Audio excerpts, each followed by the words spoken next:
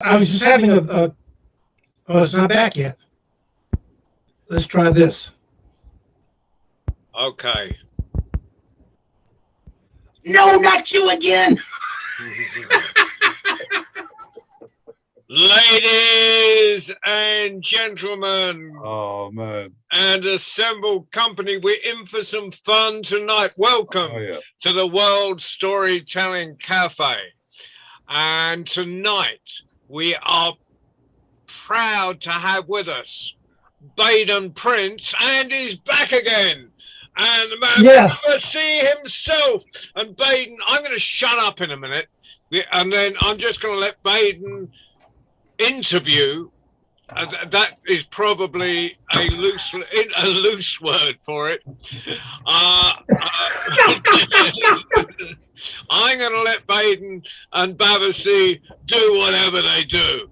And so can we have a big round of applause for Baden and Babasi? Thank you. Right. Baden, I hand things over to you. Into thy hands, O Lord, I commend my spirit. This is going to be absolute chaos, but the best kind of chaos there is. Let me introduce our special guest tonight, who I don't know at all.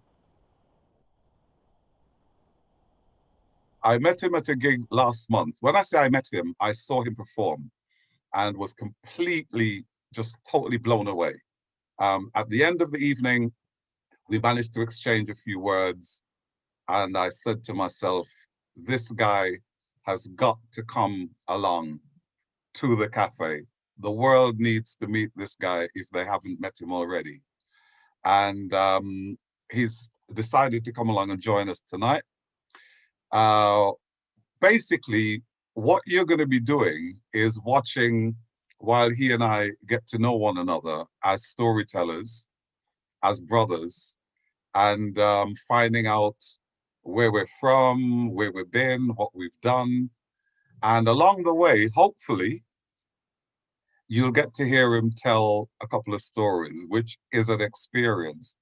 And at the very end of our hour this evening, because I've heard a rumor that he's a bit of a rapper, and what he doesn't know is that I made my name as a poet first and foremost. So there may well be a little bit of a rap battle thing at the very. What are you laughing at, Shane, man? You're supposed to be backing me up. No, you're not filling me with confidence, bro. Right. So at the end of the evening, you might actually be entertained by a little bit of a rap battle where I show you my rap talents, which none of you in this part of the world have ever seen. And you hear Babasi do. Brother Babasi, are you ready? Are you with us?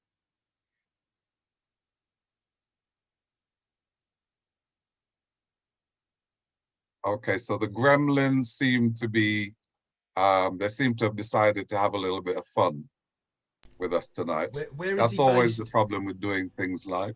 Where is he based? He's based in the United States. He's there with us. I think he's doing this on purpose.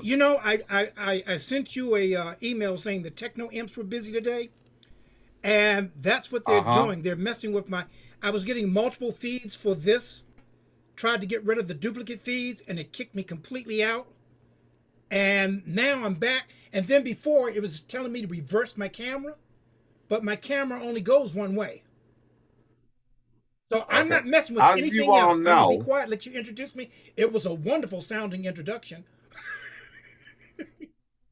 Yeah, I was talking about the other Babasi, the other guy. I know him.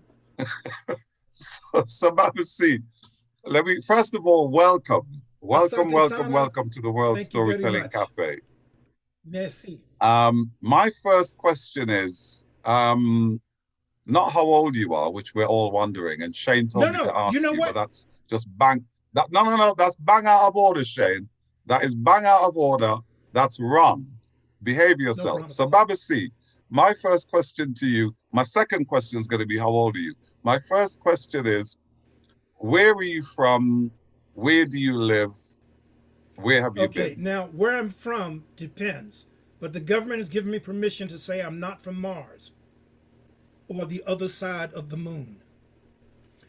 I was born in a log cabin. No, wait, that's not me. I was born in Washington, D.C., which stands for District of Columbia officially, but if you ask me, it stands for District of Confusion because we're treated as an arm of the federal government, which we're not. We supposedly have home rule, which we don't. We have taxation without representation. I have to say all that because you asked me where I was born. I'm born in Washington, D.C., and I was born back in born in 1952. This year. That was a good year. Oh yeah, especially for wine. So I'm told. And I was born here in Washington D.C. and my father was in the military, so chances are I was born in Walter Reed Hospital, which is one of the best hospital facilities in the country.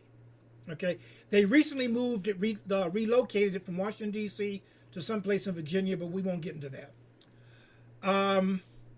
That's where I'm from, Washington D.C. What was the second part of that question? Where do you live now? Are you still living I'm still in? Washingtonian, yes. Struggling to stay here, but yes, still a Washingtonian. And I like being a Washingtonian, and I'm from an area called Southeast. But if you're from D.C., you say Southeast. Okay, so is there a kind of snob thing about the accent in America? Is that what that is? Which accent? Whose accent? Well, when you say if you're from there, you say I can't. Yeah. Okay. Gotcha. Okay. So no, it's kind of a DC thing. DC has unofficial dialects or accents, and people swear there's a Southeast accent, but there isn't. There's a prejudice in Washington D.C. About anything what we call east of the river. I'm talking about the Anacostia River. East of the river gets this broad stroke of being called Southeast, even though a good part of Southeast is on what we call Capitol Hill, not too far from where Congress doesn't work. Okay. Did you get that? Anyhow, so, but there's this attitude, in part by the uppity parts of the city and by the black bourgeoisie of the city that started many years ago, about people from the other side of the river, east of the river, being from Southeast. But if you're a true Southeasterner, I just made that up, the word Southeasterner, you say Southeast. But I go back and forth. I have a fluid accent. And if I start talking like anybody who is talking to me, please don't take offense. It's just where my accent, where my voice goes. I have a thing about accents, and I can be in a room full of people speaking and during the course of the evening speaking 5, 6 different accents or dialogues or whatever you want to call them.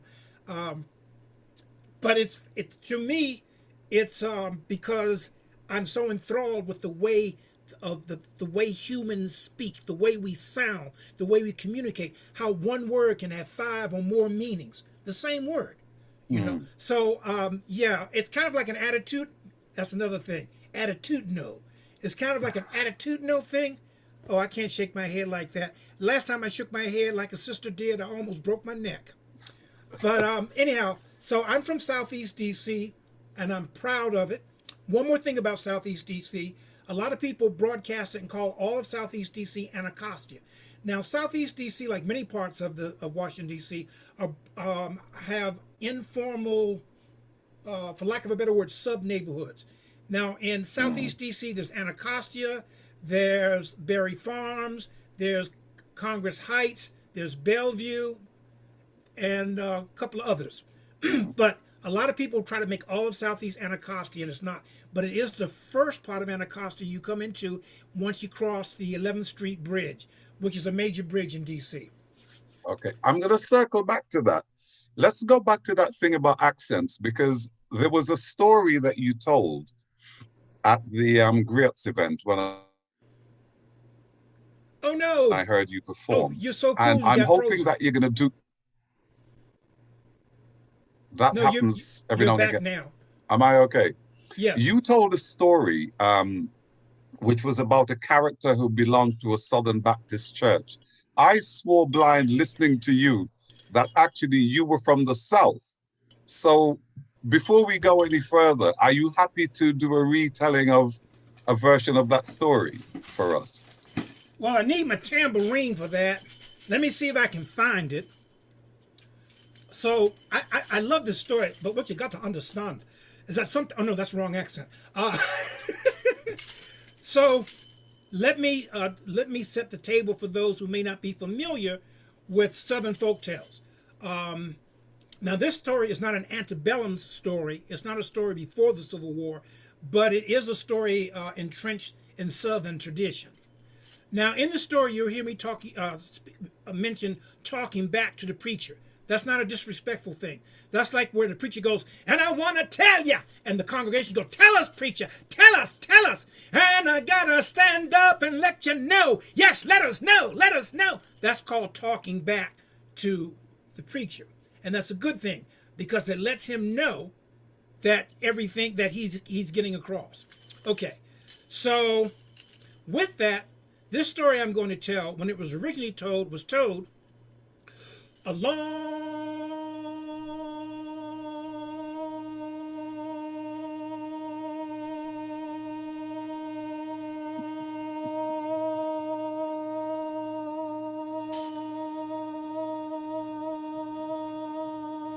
time ago. I can actually hold it longer than that, but people start tapping their screens trying to see if the volume is right. But anyhow, so this is a story about a guy by the name of Mose Johnson, shot and is member of New Bethel Baptist Church down by the Riverside, South Carolina way. And Mose had a gift. He could outshout every man, woman, and child. Well, and every time the preacher would preach, Mose would have to shout, uh-huh. Well, tell it like a T.I. is, Rev. Tell it like a T.I. is. Well, Mose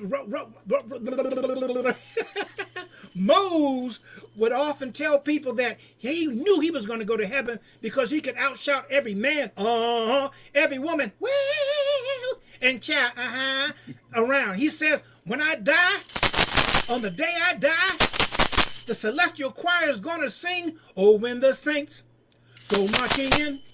Oh, when the saints go marching in. Oh, Lord, I wanna be in that number. Oh, when the saints go marching in.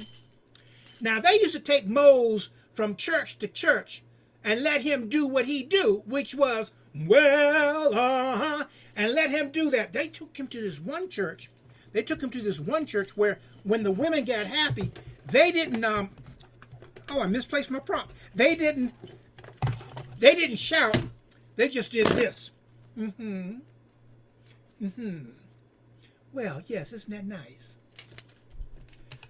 Well, Mose was doing what Mose did, but one day, Mose passed away.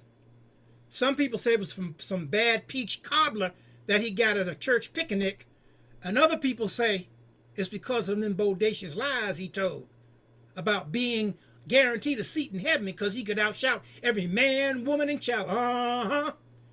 Well, on the day they had Moses going home, see, they when they funeralized him, the minister was talking about this one time when Moses got so happy, he shouted and jumped over 7 pews with the people still in them. And in the middle of funeralizing Moses, something very peculiar happened. All of a sudden, Moses sat up, and his spirit left his body and began to ascend into the heavens.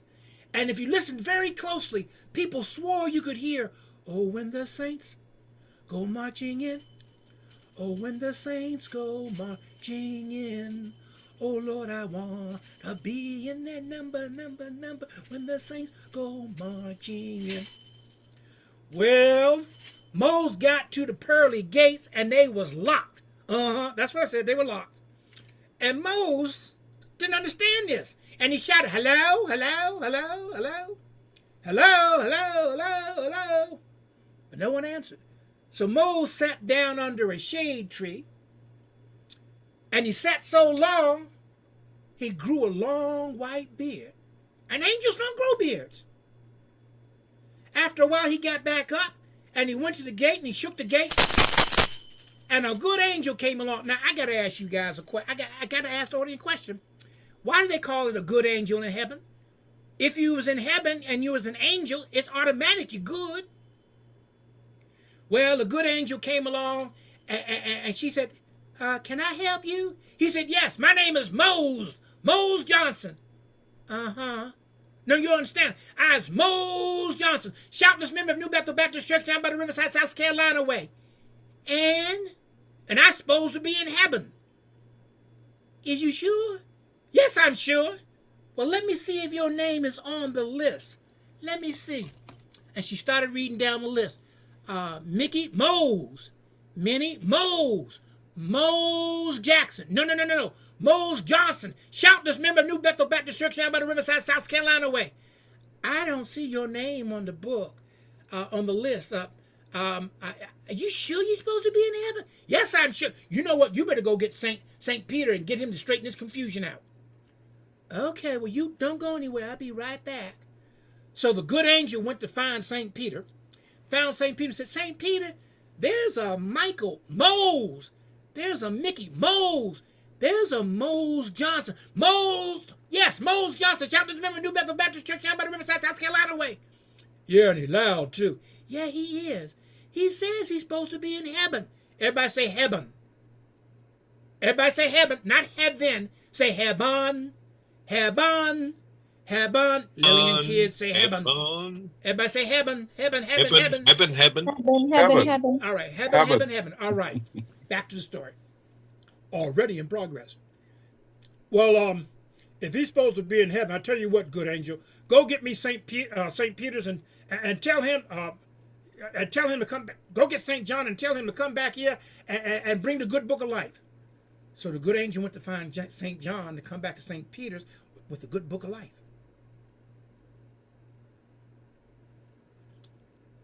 Saint John, Saint Peter, Saint John, Saint Peter, Saint John, Saint. That went on for a while.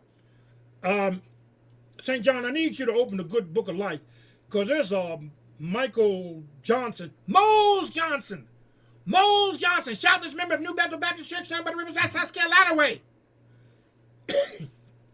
Yes, and he's loud too. Yes, he is loud. Oh yeah, he's so loud. I want to know from the book of life what he done to deserve to get in heaven. St. John start going down. Mose Johnson.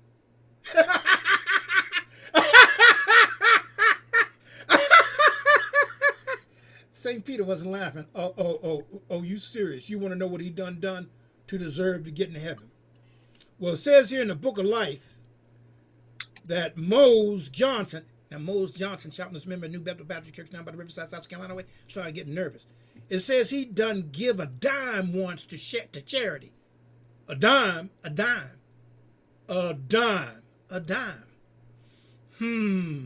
St. Peter's turned to the good angel, reached way down his robe, pulled out a brand new shiny dime. He said, good angel, I want you to take this dime down to the pearly gates. You give it to Mose Johnson and tell him I said he can go straight to, when the saints go marching in. Oh, when the saints go marching in. Oh, Lord, I want to be in that number. When the saints go marching in. Now, as a griot, there are lessons to the stories I tell. And there's a lesson to this story as well. But I'm going to try and go back in on the home computer. I'm on the phone at the moment. Okay. There's been some glitches. So, one lesson is,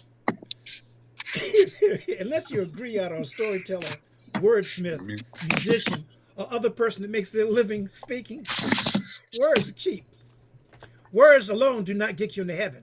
Deeds get you into heaven. And you got to give more, it's a darn shame if you don't have good deeds to get in heaven. That's the main story. And the other story is, people can talk differently than you, but it doesn't mean they don't know what you know. It just means they talk differently than you. And y'all can take that down to the bank. Oh, and by the way, if a Southerner ever says to you, when they're not agreeing with you, bless your heart, that is not a compliment. And that's the story about Mose Johnson. had a couple of gooches in there, but that's the story about Mose Johnson. Mm. I like Beautiful. Beautiful. You know, earlier, thank you, Baba C, for that one. You know, earlier when I asked you about local characters in your neighborhood, that Yes. story sounded like a story that somebody either told somebody about somebody they knew, or it sounds like one of those characters that when you're growing up, everybody in the area knew Mose Johnson or Drop Leg Harry or Half a Foot Fred. You know, there's these people. Yeah, half a And foot Freddie who was 6'3". yeah, so I meant to say 6'6", but I messed that joke up. See, that would have right. been a half a foot. 6 foot. Okay, anyhow. But Yeah, in Mose Johnson would have been more of my parents and their generation and the generation before them. mm, Because that would have been way before the advent of television. mm. Yeah. And the reason that made me sort of think is that when I think back to hearing stories growing up, apart from the traditional stories, the Anansi stories, and I'm going to circle back to that as well, there Nazi. there were these characters around who people would tell stories about them, and in some cases they would tell stories about themselves.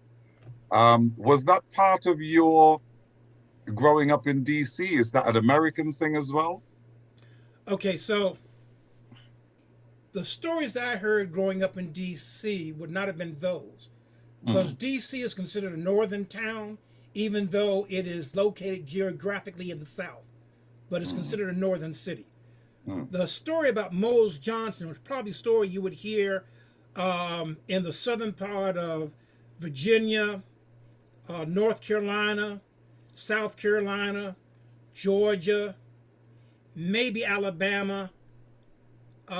You would have heard them in those states. For those who may not be familiar with the United States, those are southernmost states in the United States. and the culture in And the you may have South. heard them in Mm, Oklahoma as well, mm. which is another whole thing. Oklahoma is a story in itself. But the stories I would have heard in D.C., well, first of all, the stories that I heard in D.C. I wasn't supposed to hear. But I learned at a very early age, if you were a child and sat quietly and act like you were reading a book, well, I was reading a book. Adults tend to talk about stuff they normally wouldn't talk about around children. So I learned a lot of adult wisdom, sitting quietly, reading. But I didn't spend much time in the streets. My people theoretically knew where I was at all times. And if they didn't, they just picked up the phone and called one of the neighbors.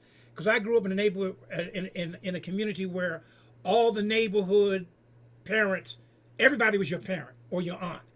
Mm. And if you acted up, they could fire up your behind. And by the time you got home, your parents already knew that Miss May down the street and Mr. Charleston up the street had to fire up your behind. And then you got fired, your behind got swatted, not beaten, swatted several more times.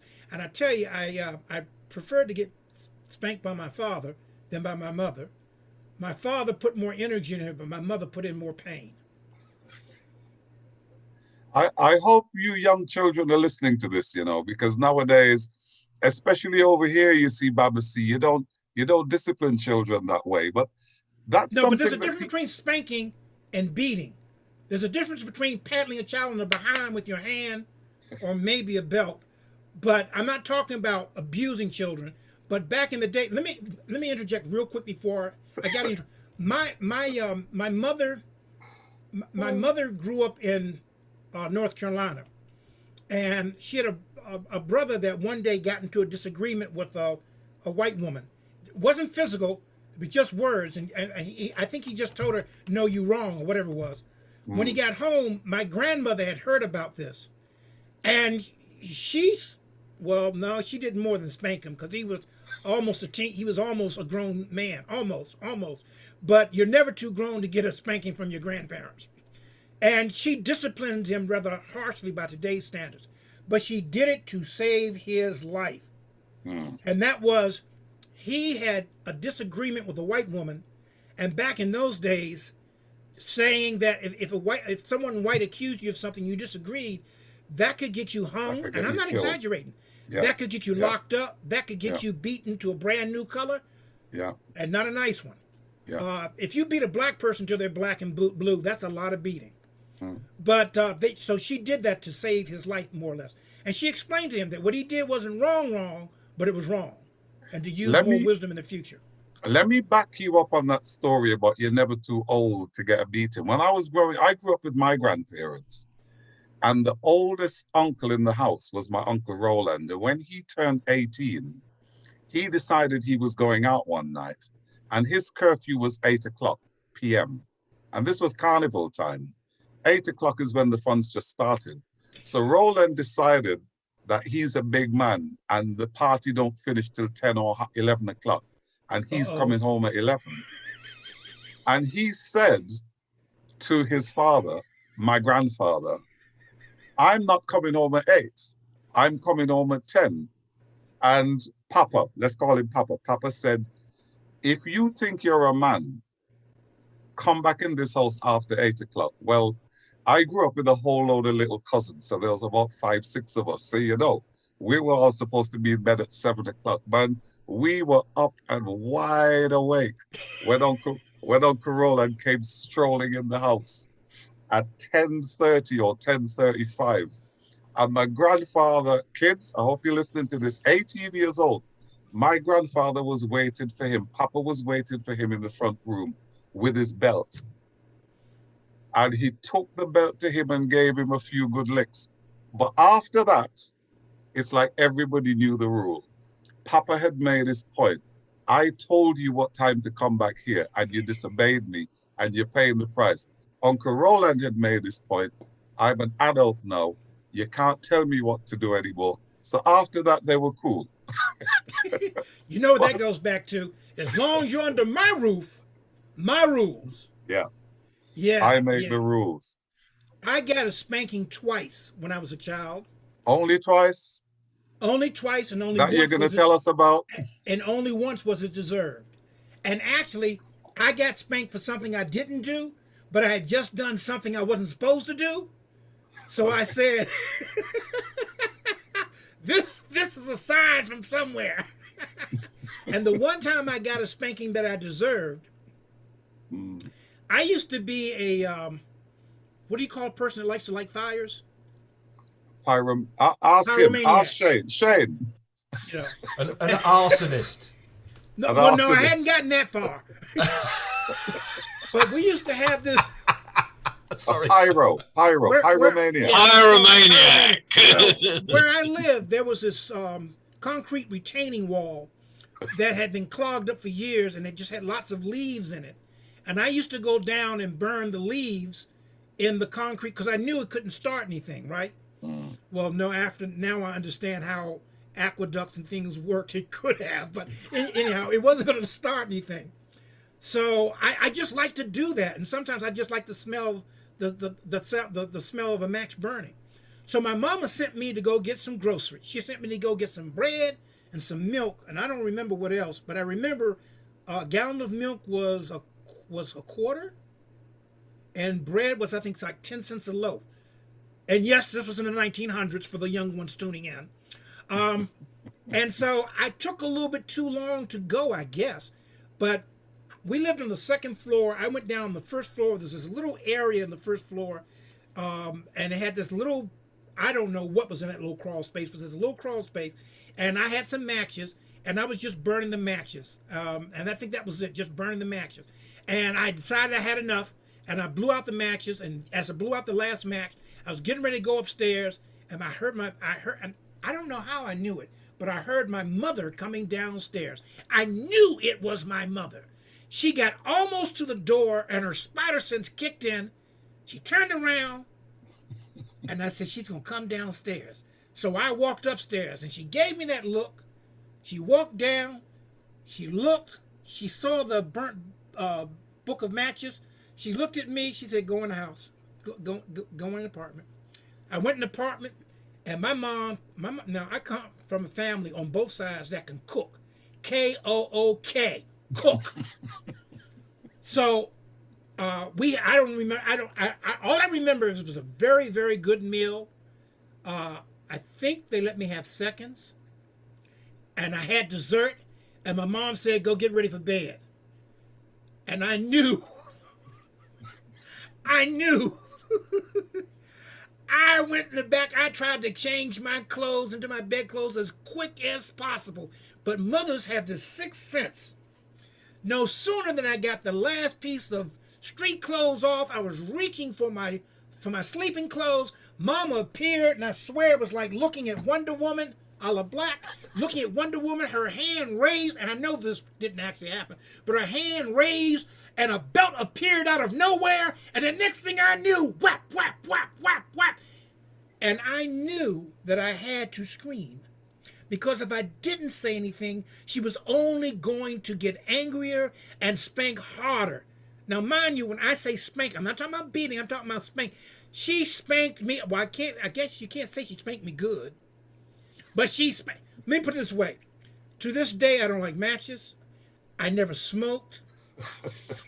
If I'm at a camp out, if I can't get one of those special things you use for lighting a fire, I won't light it. I won't start it. I will put it out. But she and I don't remember the rest of the night. I mean, she didn't spank me until I passed out, but I just remember the pain and going to sleep. And yeah, so that was the one spanking I got that I deserved. Well, two. I guess, yeah. Let me ask you, it's a daft question because you're born to do this, obviously. How did you find your way into storytelling? How did that happen? Okay, I'm laughing because I have always loved science. As a child, I studied science. I studied paleontology. I studied microbiology. Science was my world. My second year at Howard University, excuse me, go Bisons! My second year at Howard University, I was walking across the promenade, and I either had an epiphany or a nervous breakdown. We're going with epiphany. And a voice said, because I was studying microbiology, I wanted to be the first black oceanographer to go to sea and come back to tell about it. Older people get what I'm talking about. Okay. So I'm walking across campus, and I heard, and I'm exaggerating, but a voice said unto me, "You're not going into oceanography." I said, "Okay, I'm not going to oceanography. What I'm going into something that will utilize your gift of gab." I said, "I'm not becoming a lawyer, and I'm not going to become a teacher." My father was almost a lawyer, wanted me to become a lawyer. My mom wanted me to become a teacher. I knew if I picked one, the other would be offended. So teaching, lawyering, that was out. Okay, so I said, okay, so exactly what I'm going to do. The words will find you. Okay, so I changed my major to television and radio production. And flash forward a little bit. A friend had been trying to get me and a guy called Ayubu Bakari Kamau. He was from Tulsa, Oklahoma. Had been trying for a year and a half to get us to meet each other. Now, Washington, D.C. is not that big of a city.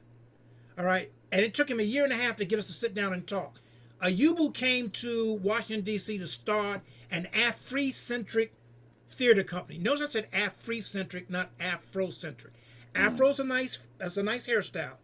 But the continent is Africa, not Afroca. So I'm Afrocentric, plus like the way the word free gets into the word. So he wanted to start an Afrocentric theater company. He didn't want it to be a black theater company that did the white theater. He didn't want it to be a black theater company that did stereotypical theater. He wanted it to be something new and fresh. And he reintroduced me to the world of storytelling. Now, I already knew some of it because my father's from Virginia, my mother's from North Carolina, or North Kakalaki, as some people say. So we already knew about it. You know, we'd heard stuff. And whenever we went south, and if you could sit quietly when the elders were speaking, or they didn't know you were in the room adjoining, you heard all kinds of stuff. But anyhow, he introduced us to King John Silver, Anansi the Spider, Anansi in Africa, Anansi in the islands, and Aunt Nancy in the southern United States. Changed his gender. Wow. But anyhow, stories get changed around that way. So he and I started a theater company called the Nubian Theater Company. And I was a charter member, and I was one of the executive co-directors. I think I controlled the purse strings, and I did some coordinating. But so we started doing that. We started telling stories, and we would go to schools. We toured Washington D.C. schools, Baltimore schools. We did a television special on Howard University's fledgling television station. We did a special at the Kennedy Center.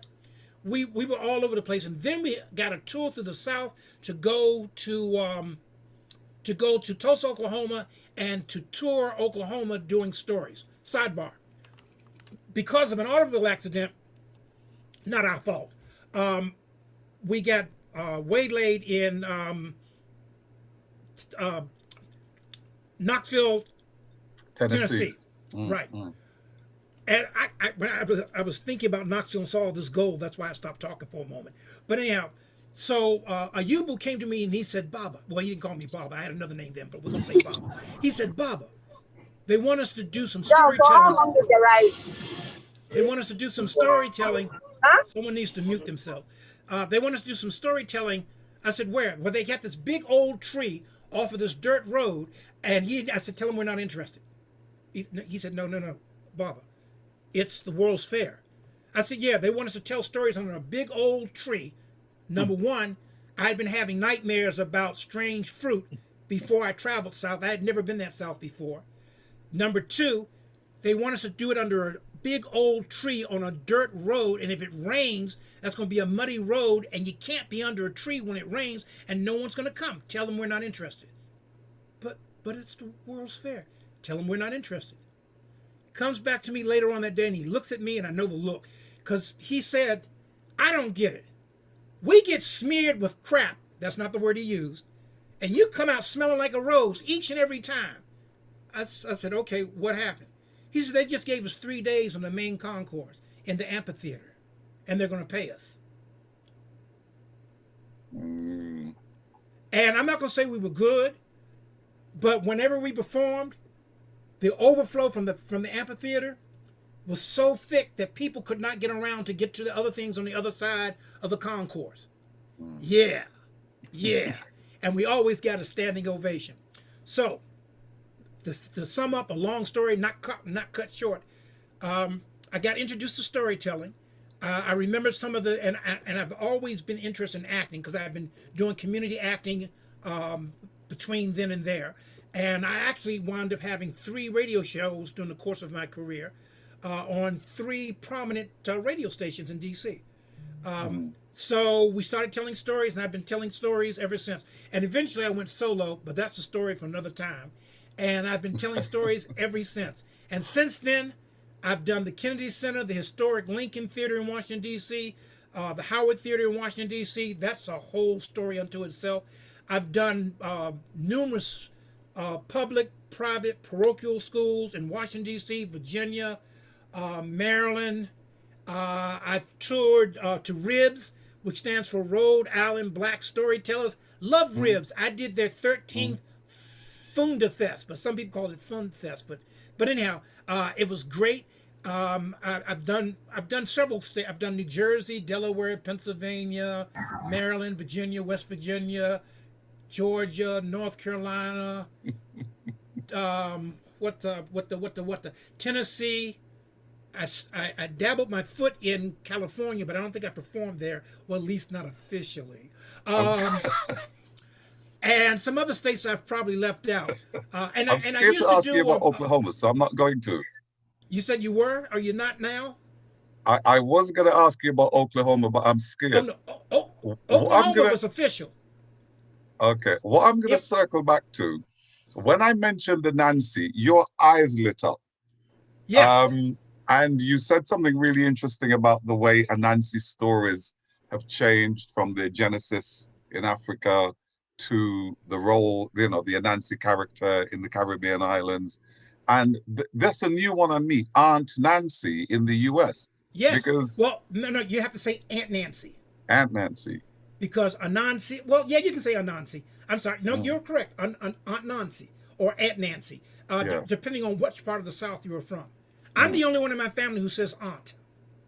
Uh-huh. Everybody else says aunt. Yeah. I'm like, aunt? A-U-N-T, aunt. Have, Okay, go have ahead. you got have you got a sense that there's a difference between the Anansi stories in America and elsewhere? Because one of the things that I find intriguing is that, like the Brer Rabbit stories, Yes. some of them are exactly the same. The character's different, but the story's the same. But that's because How does that work?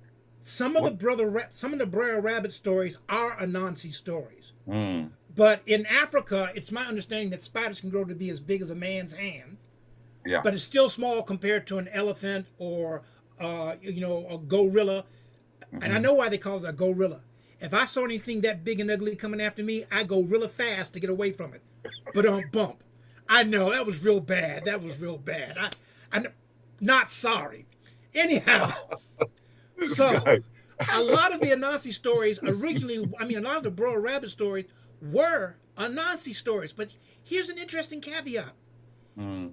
A lot of Brer Rabbit stories in Africa parallel Anansi stories in Africa. And I think it has to do with the geography. And that's let me sidebar. Someone asked me, because I refer to myself as a master storyteller, and someone says, "Why are you a master storyteller?"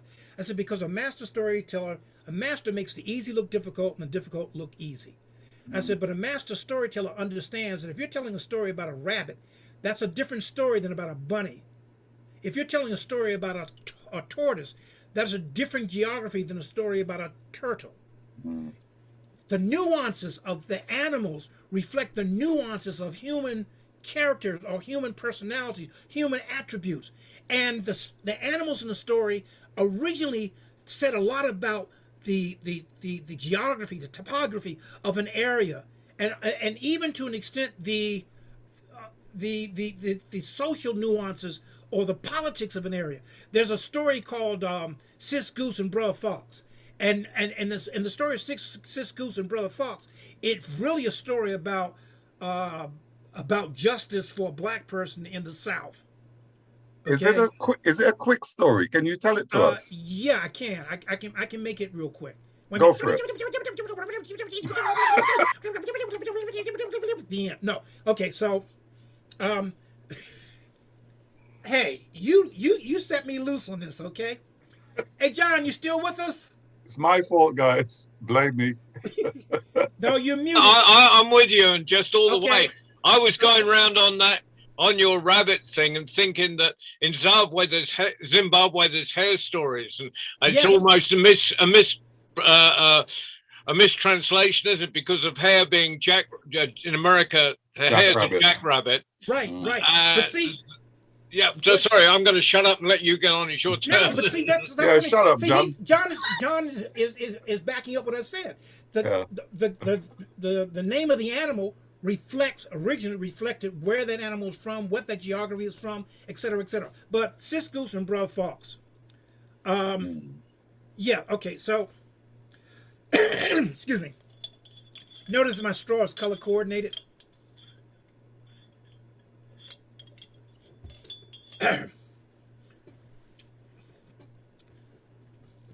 So a long time ago, Sis Goose loved to go swimming every day. Sis Goose would swim in the pond, and she'd just get down there in that pond, and Sis Goose, whack, whack. Now, that's not how Sis Goose sounded, but Sis Goose get down there, honka, honka, honka, honka, and she'd just go swimming and get her tail feathers wet. She'd just go swimming. And in the forest nearby was old Brother Fox. And he didn't like the fact that Sis Goose went swimming in the pond like she was supposed to be there. And he stood behind the trees. Sis Goose, you don't know this, but when you get out of that pond, I'm going to grab you by your neck. I'm going to pluck all the feathers off your body, and then I'm going to eat all the meat off your body and suck your bones dry. Well, sure enough, Sis Goose had to get out of the pond. And she was waddling, because that's what goose do. and she was waddling, honka, honka, honka, honka, and old Bruh Fox jumped from behind those trees, grabbed her by the neck, and said, I got you, Sis Goose. I got you. I'm going to pluck all the feathers off your body. I'm going to eat all the meat off your bones and then suck your bones dry. Now, Sis Goose was a Southern woman. She didn't play that. She said, what is your problem? Have you lost your last mind? Now, you just plucked my last nerve. You're going around talking about you're going to pluck the feathers off of somebody's body, eat all the meat off their bones, and then suck their bones dry. Oh, no, sir. I'm not having it. I'm taking you to court. And that's what she did. And word spread far and near and far that Sis Goose was taking a fox to court. People had to see this. People had to see this. And they were lined up along the country road going to the courthouse. And old Sis Goose was waddling, honka, honka, honka, honka. And she waddled into the courthouse. Started getting a little nervous. She saw Bruh Fox. And his lawyer, that was another fox. She was getting really kind of nervous now. And she looked over the jury box, and there were 12 foxes. She looked to the judge for some reassurance, but he was the biggest, reddest, fattest fox she had ever seen. They met for a minute and a half, or it could have been 90 seconds. And they found her guilty of swimming in a public place. And it's sad to say, but all them foxes jumped on Sis Goose, plucked all the feathers off her body, ate all the meat off her bones, and then sucked her bones dry. Sad story that had to be told, but this story was often told to remind folk, black folk, in the South, that if you's a goose and find yourself in a courtroom full of foxes, child, don't expect much justice. Or as my Auntie May would used to say, child, if you's a goose and find yourself in a courtroom full of foxes, your goose is cooked. To all the parents with the kids around, all my stories are family friendly. So you don't have to get nervous. Except for this one story. No, all my stories are family friendly. That's my story. I'm sticking to it. Absolutely stunning. Yeah. So that's a story they used to teach. That's one of the what we call coded stories that was used to teach, because I sometimes ask my audience to figure out which animal was us and which animal was not. Okay. But yeah. Yeah. And that leads me, well, somebody's asked me a question privately in the chat. Well, they've asked me two questions. I think you've already answered one of them, because taking from an answer that you gave earlier, you've been to Africa, yeah?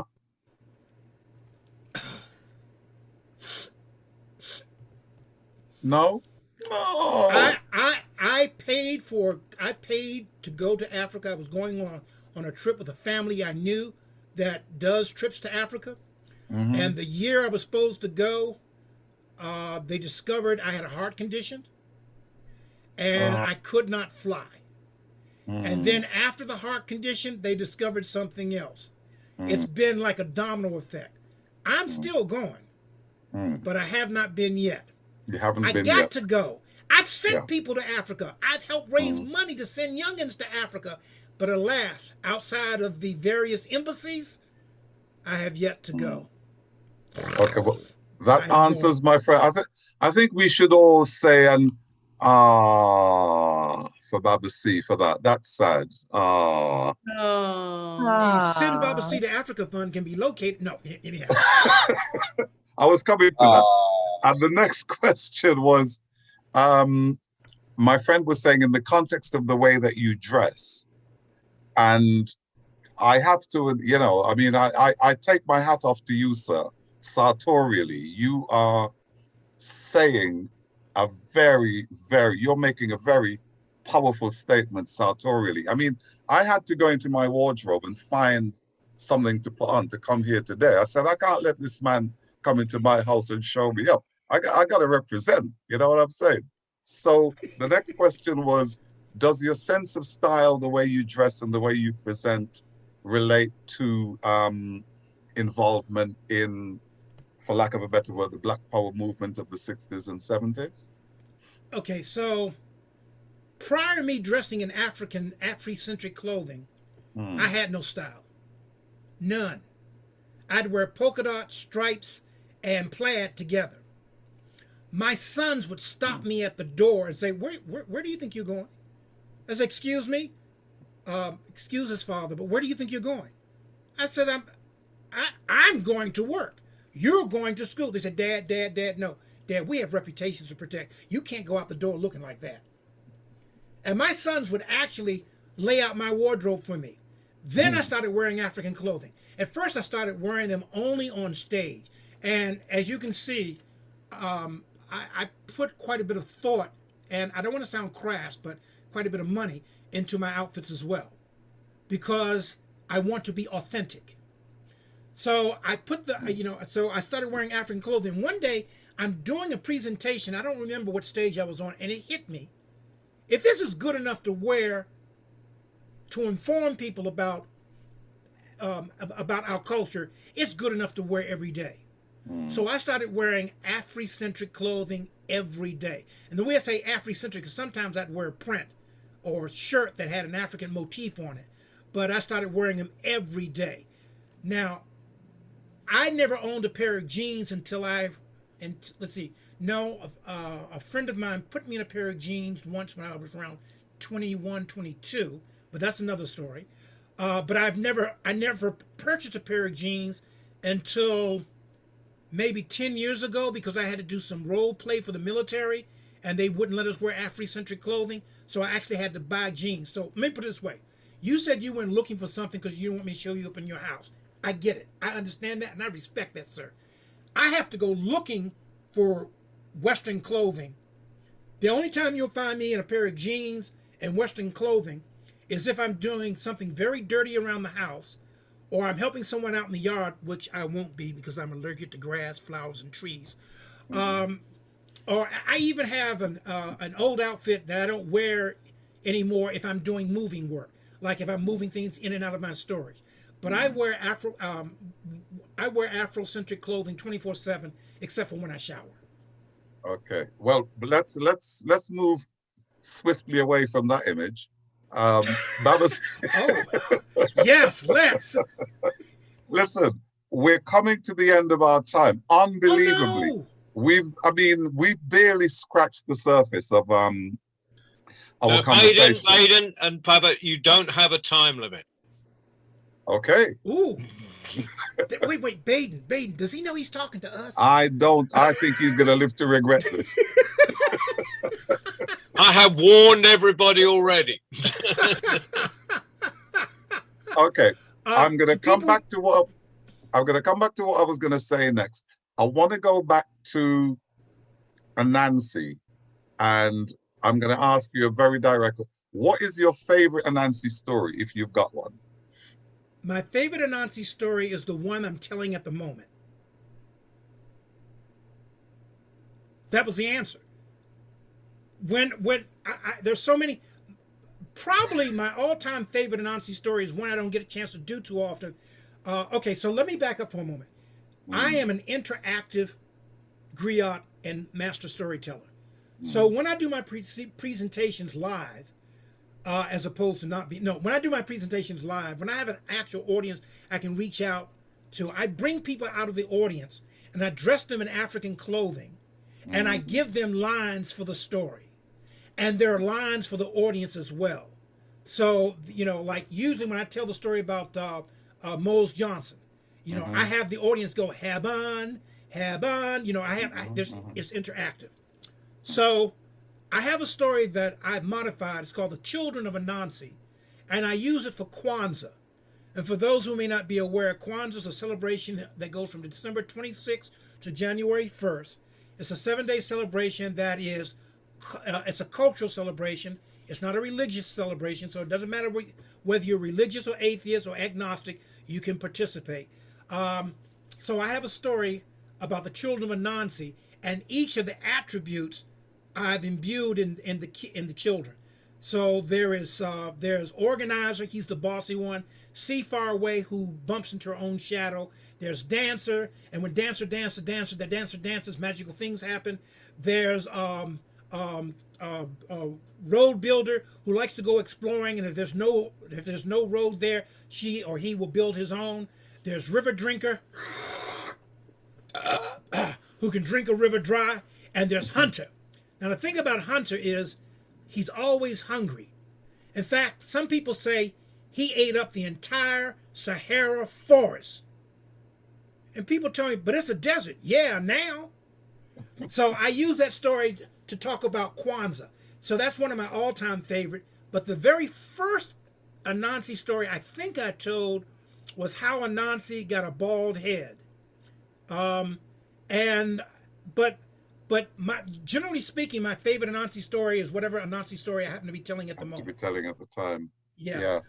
One of the ones I love doing, because if you're working with children, you can bring them into it. It's not a so-called traditional story. It's the one about Anansi and dry bones, and it's where Anansi goes and borrows clothes from tiger and alligator and dog. And you're familiar with that one? Yeah, but I'm familiar with it. But there's another character, not Anansi. It's I see. Yeah, and I'm trying to remember the story, but I'm remembering it. But I don't remember it well enough right now to do. But I do remember hearing that about the dry bones and yeah. There's Miss Louise that Anansi's Dry Bones is in love with Miss Louise, and she basically chases him away. And Anansi sees what happens because Dry Bones tries to make her laugh. She's never laughed in her life. And then she runs him off.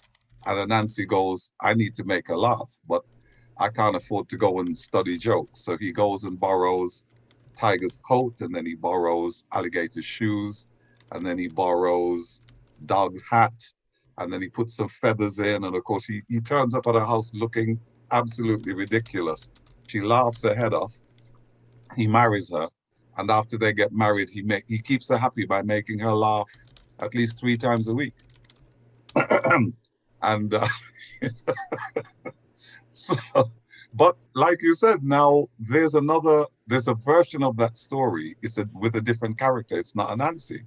That's what happens to stories. And also, when I was listening to that, it reminded me of, when I was growing up, I now remember hearing various incarnations of Dry Bones. Okay. And they covered a variety of. Now you're giving me a homework assignment. You have to understand something. When I decide to research a story or something, I am a dragon. I am a Orisha. I mean, I will not be satisfied until I can find them dry bones and put some meat back on them. But now I got to go look up dry bone stories. Okay, I'm gonna make a deal. I'm gonna make a deal with you. When you come back here, you come back with that story, and I've got 2 things for you. John has just made you an offer to come to the festival in Morocco in February, which is going to take place in Marrakesh in Morocco in North Africa, where the real, as in the real world storytelling cafe is located, and where this whole idea originated, because they were planning a festival and then all hell broke loose. So I know the problem with your heart is that it's probably too big. It's all encompassing and it's full of too much love. But I've been accused of being full of a lot of stuff, but okay, too much love. All right. If you could get that sorted. The hard thing we're getting under control. So that's, and I have, so that's getting under control. I'm quite sure I'll be able to travel. There's an invitation to come and join us in Morocco in February of next year. The second thing is that I'm not sure who KC is, but KC has asked me to ask you to talk about Ma Betty. Oh, I know who KC is. Okay. Did he say Ma Betty? Betty? Betty spelled Betty with an E at the end. Yeah, I know who Casey is. Okay, Thanks hey, for tuning Casey, in. show your face, brother. I know who Casey is. He's not going to show his face. Okay. But I know who Casey is. Okay. So, oh man, Casey, I know where you live. All right. So Ma Betty. Yeah. Ma Betty is Casey and my mom. And she was a prolific teacher. My mother, my mother could teach children that everybody else had thrown away, especially males. And she was a 5th and sometimes a 6th grade teacher, but she always wound up having a class with people who were not officially in her class from grades 3 to grade 6. And my mother could reach these kids that nobody else could reach. And I think that's in part where I get this from, because my mother could teach. I mean, my mother was to teaching no, I won't make that comparison. I gotta say what an excellent preacher is to preaching. But my mom could teach. She had the gift.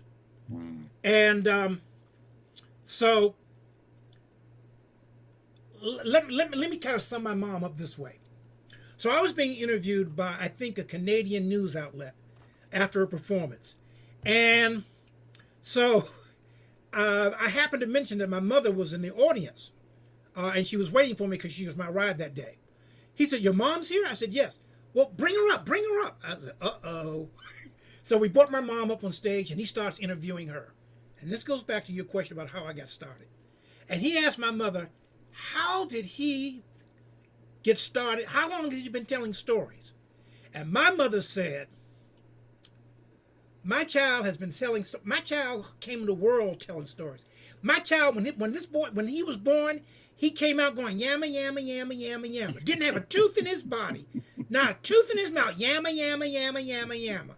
And they held my child, yamma, yamma, yamma, yamma, yamma, upside down. And as it was in the day, back in the days, they spanked the baby on the popo to make it cry to take his first breath of fresh air. He said, the doctor spanked my baby, but not to make him cry. He went, shut up, shut up, shut up.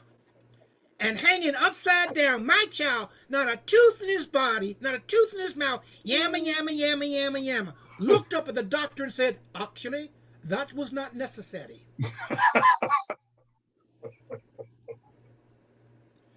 This is a true story. This is my mom. My mom. Listen. Told us. Okay. My mom was one day. My mom was walking somewhere, and it was a rough part of the neighborhood. And this child, about 6 foot, 6'20", was standing on the corner. And he went, "Mrs. Callender." They never got her name right. The name is Callender. "Mrs. Callender, what you doing here?" She says, "I'm walking." "You remember me? I'm Shorty Bebop." Not his name, but it was something like that. She said, "I tell you what, Miss Callender, you walking into this neighborhood, anybody bother you, you tell them that Shorty Bebop said you were cool and they won't bother you. Guarantee." That was my mom. I would meet her students decades later at various schools as security people, teachers, librarians. And when they would make the connection between me, they would look at me and they said, "You remind me of somebody I know."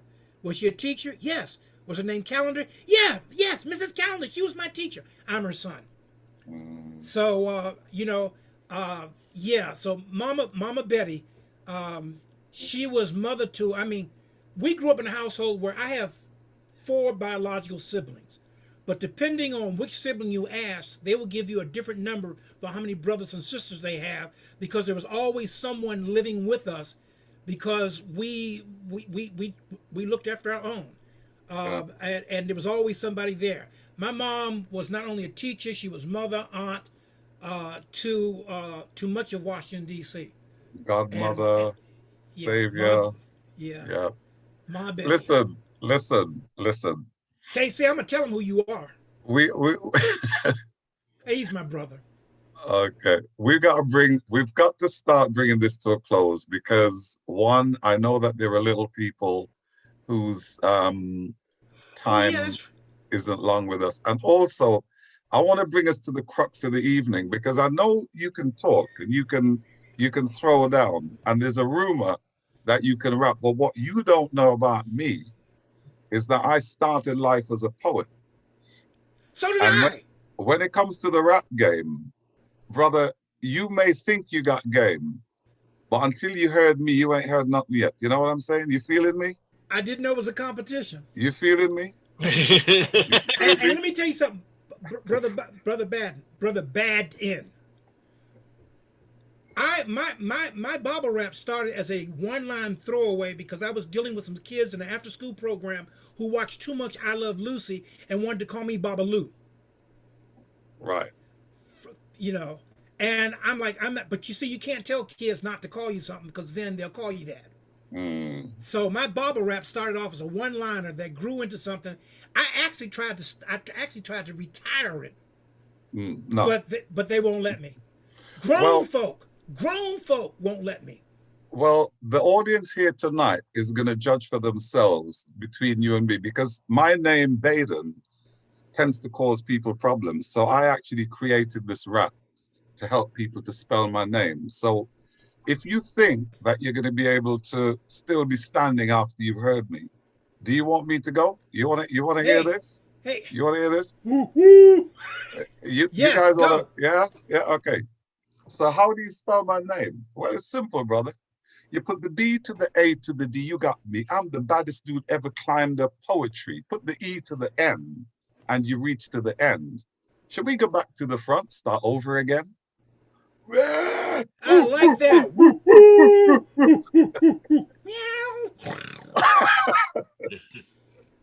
Because I'm a Leo, I'm a lion, I growl. Now, do you want to hear what Baba C's got? Yeah, let's go for it. Hey, Baden, I like that. And my name, that's kind of how I got started with my barber rap. Okay, usually this is interactive, so if you're at home, you can leave yourself muted. But when I do like this, I want you to say C. What are you gonna say? C. All right, so here we go. I love it. From Africa to the American South, magical words flow from my mouth. While the sun and the moon, they live in the sky. The signifying monkey got caught in his lies. Anansi's lazy, but the spider's not crazy. When history gets hazy, I don't let it phase me. I'm the grill, the shade, the jolly. Tell the stories, the big and small. I tell it all. Some of them try to grill, but they can't grill like this. Some of them try to grill, but they can't. Cause I'm the Baba C. The Baba C. The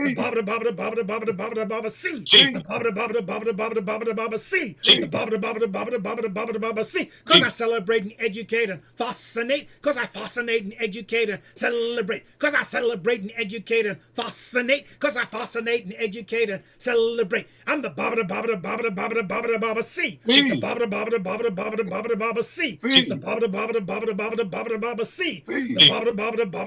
The Baba C. I'm the Baba C, and not the Baba A, but Afrocentric is my way. I'm the Baba C, not the Baba A, but absolutely wonderful is my way. I'm the Baba C, caring constantly. I'm the Baba C, caring constantly. I'm the Baba C, caring constantly. I'm the Baba C. The Baba C. The Baba C. The Baba C. See ya. Oh, to the little ones, because I used to have my old enough to be people's fathers. I'm old enough to be their grandfathers. To the little ones, Asante Sana, thank you very much for sticking around. On my side of the world, it is only maybe 3, maybe 4 o'clock on the PM side, and I think on your side it's getting near up there around 10ish. No, it's 9. It's just after 7. I think just it's after like, 7. Yeah, 4 hours difference. Ahead. Right. Yeah. So yeah, because we all turned our clocks forward. That's right. You come forward as well. Baba C, that was wonderful. I mean, come on, unmute yourselves and give the man a hand. Come on. Man. Unmute yourself. Fantastic stuff. Fantastic. That was brilliant. We now know all about Washington D.C., but we went way down south and we went all over the place. Baba C, that was fantastic. Thank you. Baden, despite you Barbara C gave us a magnificent night. I think we're both good. Baden and I go way back. Don't worry about it.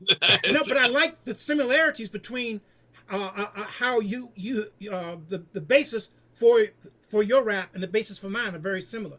And sometimes I go from the BDA, BDAC, BDA, BDAC, the BDA, BDAC, the blah, blah, blah, blah, blah, blah, blah, blah, blah, C. But that's another story. Well, anytime you want, behind. Oh, sorry, Baden. I think we're about 2 verses behind there, Baden. No, I was going to say to him, anytime you want some lessons as to how you can improve yours and kind of make it a bit more dynamic. And I'll take that. And anytime you want to learn how to rap, let me know, and I'll teach you that. Man. No, I come from at least 3 generations of storytellers bad in. That's your new name, Baden. Okay, I gotta thank you. Most of all, I've got to thank you for bringing Baba C to us. No, I had to, right? And everything you've done this year. I mean, you've been with us all year, you're kind of one of the. There's a few people. Just Shane's another one that have made mainstay that have kept this whole lunacy going through the year. So thank you, Baden. Thank you, Baba C. I've got to do the parish notices of what's coming up tomorrow. Is a really special day. We got we got Gail Ross. You might know Gail Baba. This is Cherokee storytellers from Cherokee Nation. We got Solar Story, who's of Nigerian heritage. And we got Paul Jackson, who's the chair of the Society for Storytellers, and we got Georgiana Storyteller from Transylvania in Romania. So that's going to be, that's going to be a great evening tomorrow night. Then on Tuesday, and Baba, if you've got anyone under 18 who likes to tell stories, they're always welcome. It's an open mic for under 18s telling stories from across the world. That means you're out.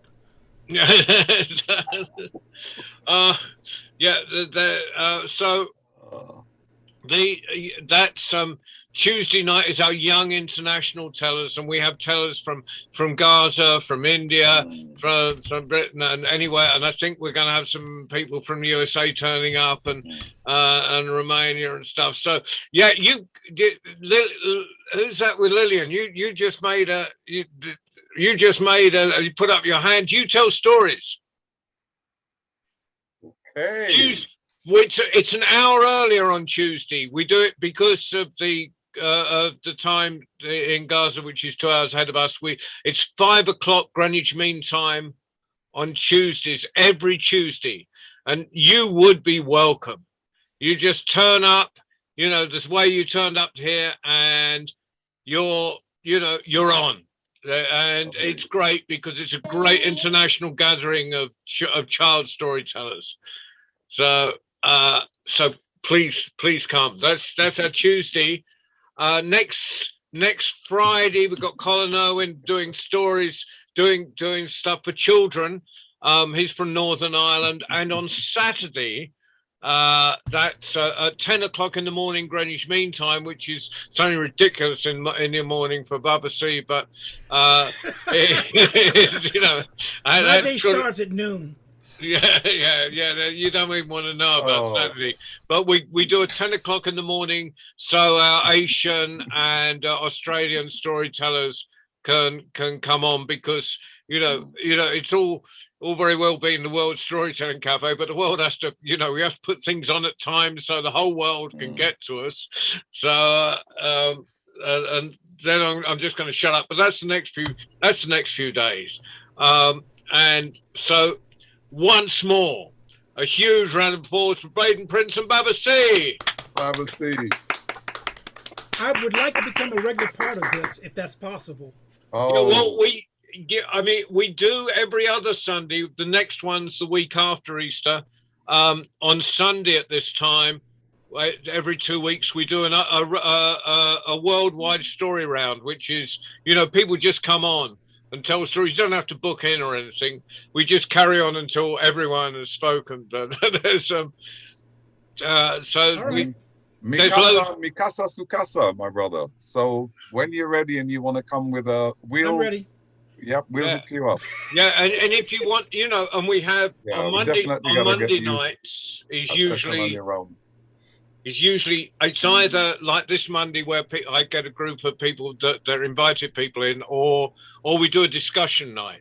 So that Baden, you might like to think of a discussion, but we can explore that sort of we can explore, if you like, this would he's on his own next time. No, be with other people.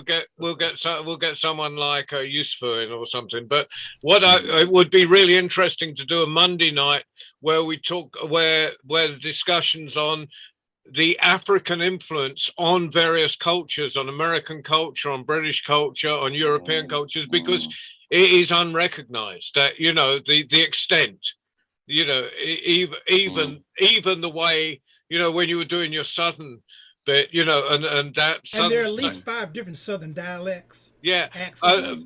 And that South where the order of words changes round. I think we could do. And they'll never admit it in the South, but that's based on it's based on African languages where the words are on so even on language construction. But that's a Monday night subject. We can go there, and I mean, if you're interested in coming on and doing something like that. Yeah, what time is it again? Well. That will be the Monday. That'll be a subject for this time of the evening, but it's it'll be weeks ahead.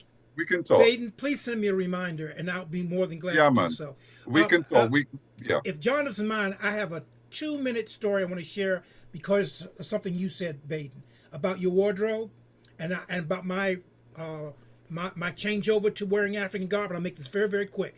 Yeah, you've got the time. The floor is yours. I was back in the day when I had hair here, and when this was black or blacker more than it was gray. Side story. Someone once asked me, how did your beard get to be so gray? And before I could say anything, my oldest son said, he raised me. But that's not the story I want to tell you. Baden. So when my sons were teenagers, they called themselves both fashion plates, and they did know how to dress. And I just started wearing African clothing, and I was wearing a white buba, and my vestment was all white, and I had a white crown and everything. And we're walking down the street, and my youngest son was with me, and he was what do they still say fly? But he was fly. So this young lady, older than him but younger than me, is walking up the street. She's on the other side of the street, and she goes, "You sure do look good." And my son says, "Why, thank you." She said, "Oh, honey, yeah, you look good too, but I was talking to him." My son's mouth dropped. So I just wanted to share that with you real quick. Oh, nice one. And we must get one more thanks in down Ali in Marrakesh, who's been driving the bus all night. Yep. Thanks, Ali. Ali, thank you again, as always. Ali, without Ali, there is no World Storytelling Cafe. Thank So, you. everybody in the chat, I don't know, I was unable to reply to you individually, but once again, thank you. This has been an honor and a pleasure for me, and I'm just, I'm not speechless. I'm never speechless. No one can out Pizza the Hut, and I'm never speechless. But anyhow, this is a big honor, and thank you. And I'll be glad to return as when you let me. But I must warn you, I do talk. Bye, everyone. Bye. Take care, Lillian and kids. Take care, Gabriel. Pleasure's all Ali. over. Babsi, thank you again. Thanks everybody for coming along. I will see you all soon. Thanks, Ali. Thanks, guys. Thanks, Lillian. Thanks, Gabriel. Take care. John, we'll talk. We'll talk, Baden. Good night, all. Well, we always do. Oh, Baden. John is a hoot. John is a hoot. That's an old Southern state. John is a hoot. That's a good thing. I'll tell you all about John. Oh, you won't. Dane, I love your Don't beard, believe man. a word. I wasn't there. I didn't do it. It was someone who looked remarkably like me. Wasn't me. Didn't happen. Wasn't me. Okay. That's right. Brilliant, guys. Take care. Dane, Look I after love your See you yourself. then. We'll Nice talk one. soon, yeah? Right. Okay. All Bye right. for Are now. we out? See you, man. Bye. Yeah. We good. Take care. I don't say Okay. goodbye until the next time. To be continued. Hey, Baden, pleasure. we need to talk before the week is out. Yeah. All right. Seriously. Okay. It's a good thing. It's a good thing. You know. I'll catch All up right. with you later, brother. Take care. All right. Okay. So I think I need to go have lunch. Mm. No, dinner. All right. Hey, Right. John. The next Yep. time we talk, we were talking about southern things. If you remember, remind me to tell about the difference between supper and dinner in the South, Mm-hmm. because they're not the same. Well, I'll tell you real quick. When I was in, I forget what grade I was in. After school, my job was to pick up my baby brother and baby sister from the babysitter, and I would ask them. I said, did you guys have lunch? No, but we had dinner. I said, oh, okay. So I wouldn't fix them anything to eat. My parents would come home and they would, we're hungry. He didn't feed us. They said, why didn't you feed us? I said, they told me they had dinner. So this went on for a while. Then I had to remember their babysitter was an older Southern lady. And in the South, you don't have lunch. You have breakfast, dinner, and supper. Supper. Yeah. So I asked them, I said, well, when you were having dinner, what's on the television? And it was the soap operas. Well, the soap operas came on around noon. They would be between noon and maybe 2. So that's what I said, so they had lunch, but they were told it was dinner. So after that, I would ask them if they had dinner. They would tell me, yeah. I said, well, I'm about to fix you supper. Because those children were starving. Yeah. I spent some time in Texas, and that's a similar situation. Yeah. So I just wanted to share that. And maybe next time we get together, I can share it then. Hey, John, I think you're cool. I like your beard too. Thank you. I'm trying to catch up with you. It's brilliant. It's brilliant. It's been a great night. Well, thank you, Velma. All right. So I guess I will see you. See ya. Yeah.